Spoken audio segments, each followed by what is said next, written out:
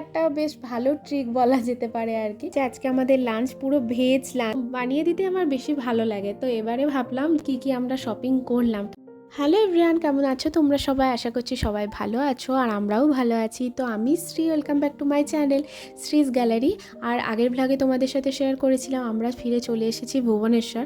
আর আজকে হচ্ছে first Sunday ফিরে আসার পর। তো আমরা দুজন মিলেই এখন চলে এসেছি আমাদের ব্লুজকে আর পক্ষীরাজকে পরিষ্কার করার জন্য, কেননা পক্ষীরাজের গায়ে তো ভীষণ ধুলো হয়ে গেছে। আর ব্লুজকেও একটু পরিষ্কার করে নিলাম, কেননা কালকে বৃষ্টিতে ধুলোতে একদম বাজে অবস্থা হয়ে গেছিলো ওর। আর তারপরে আজকে আমরা একটু যাব শপিংয়ে, কেননা সামনেই আসছে আমাদের অ্যানিভার্সারি। তো ব্লুজকে তো পরিষ্কার করা হয়ে গেছে, এরপরে আমরা চলে এসেছি ওপরে আর এখন বানাচ্ছি ব্রেকফাস্ট। আর ব্রেকফাস্টে আজকে হচ্ছে আলুর চপ আর মুড়ি। মানে সানডে মানে একটু ভাজাভুজি না হলে কি আর চলে।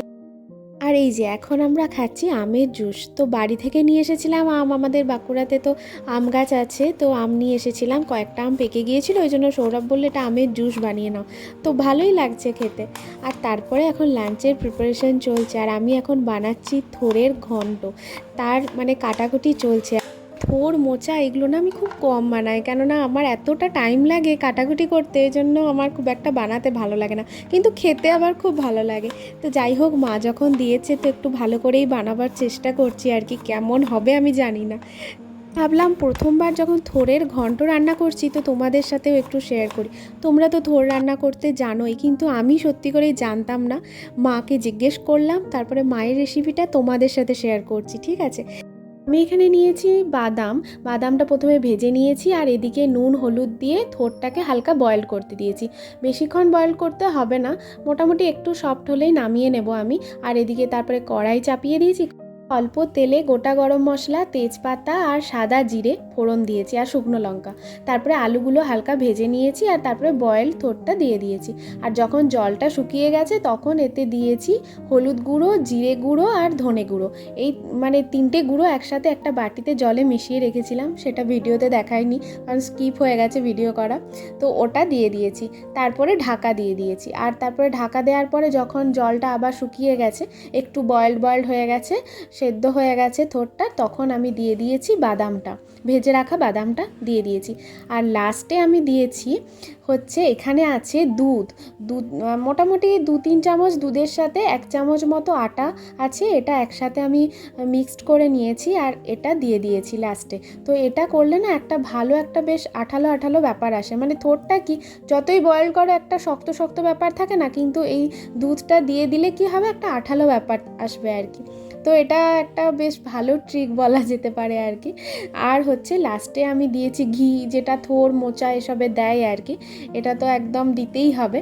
তো এরপরে দেখা যাক কীরকম হলো। আর একটু মিষ্টিও দিতে হবে, যারা একটু চিনি খেতে পছন্দ করে, আমরা তো একটু চিনি দিই, তো একটু মিষ্টি দিয়ে দিয়েছি লাস্টে।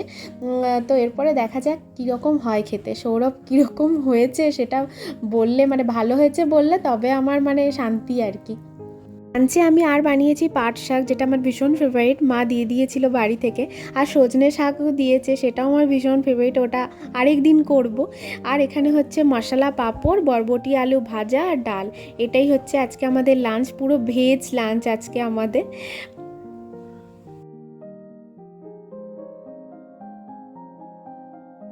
লাঞ্চ টাঞ্চ তো কমপ্লিট, এরপর আমরা রেডি হয়ে বেরিয়ে পড়েছি। আর বললাম না আজকে যাব শপিংয়ে, তো অ্যানিভার্সারি বলে কথা, একটু টুকিটাকি শপিং না করলে কি আর হয়। তো আমরা যাব এসপ্ল্যানেডে। আর সৌরভ বলল থোড়টা বেশ ভালো হয়েছে খেতে। তো আমরা প্রায় পৌঁছেই গেছি। আর আজকে যেহেতু সানডে বেশ ভিড় থাকে এসপ্ল্যানেডে, তো টুকিটাকি একটু শপিং করব, মানে সৌরভের জন্য একটা ড্রেস নেবো, আমার জন্য একটা নেবো। আর হচ্ছে সৌরভের অ্যানিভার্সারি পরেই একটা অফিস ট্রিপ আছে, প্রায় 10 থেকে 15 দিনের জন্য। তো ও কিছু ফর্মাল ড্রেস নেবে আর একটা ব্লেজার নেবে। তো এইসব কিছু কেনাকাটা করার আছে, দেখি আজকে কতটা কি হয়। তো এখানে সৌরভ কয়েকটা ড্রেস দেখাচ্ছিল আমাকে, আমার তো বেশ ভালো লাগছিল। পছন্দ হলো কিছু? কি নিয়েছে দেখি?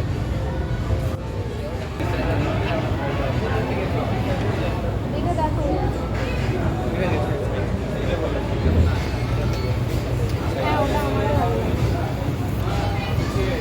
আমি এখন চলে এসেছি একটু পাঞ্জাবির দিকটাই। তো আমার একটা পাঞ্জাবি নেয়ার আছে যেটা একদম প্লেন হবে, কোনো কাজ করা থাকবে না।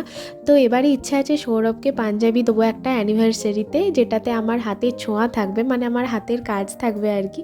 তো মোটামুটি ভালোই আছে, দেখা যাক কোনটা নেওয়া যায়। আর শপিং করা তো কমপ্লিট। এরপরে আমরা চলে এসেছি একটু খেতে, খিদেও পেয়ে গেছে আর আমরা প্রায় বাড়ির কাছাকাছি চলেই এসেছি। তো সৌরভ নিতে গেছে চিকেন রোল, তো দুজনে মিলে এখন আমরা খাবো চিকেন রোল আর তারপরে বাড়ি। দেখো এই পাঞ্জাবিটা আমি কিনেছি, এটা একদম ব্লু কালারের, একদম কটনের পাঞ্জাবি। তো এটার ওপরে আমি এরপরে করব ফেব্রিকের কাজ। তো অনেক দিন ধরে ভাবছিলাম যে একটা বানিয়ে দেবো সৌরভকে, কিন্তু বানানো হচ্ছিলই না। তো ভাবলাম যখন অ্যানিভার্সারি চলেই এসছে, তো অ্যানিভার্সারিতেই ওকে ওটা গিফট করব। আর আমার না বার্থডেতে, অ্যানিভার্সারিতে ওকে না হাতে বানিয়ে কিছু জিনিস, বা সেটা কার্ড হোক বা যে কোনো কিছু আর কি, তো বানিয়ে দিতে আমার বেশি ভালো লাগে। তো এবারে ভাবলাম যে এটা বানাই। তো এখন সৌরভ অফিসে আছে, এখন আমি বানাচ্ছি, তো ও আসার আগেই এটা কমপ্লিট করে নেব। আর যদি কমপ্লিট নাও হয় তো লুকিয়ে রাখবো, কেননা এটা ওর জন্য একটা সারপ্রাইজ।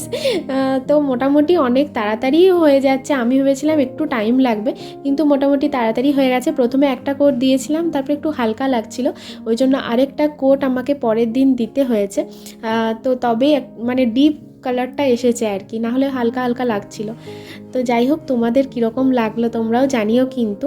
তো আমার তো ভীষণ ভালো লেগেছে, আমার নিজেকে নিজে একদম স্যাটিসফাইড লেগেছে, যে ভীষণ আমার নিজের ভালো লেগেছে আর কি, যে আর ওকে বানিয়ে দিতে পারছি নিজের হাতে, এটাই আমার কাছে আর কি ভালো লাগা আর কি।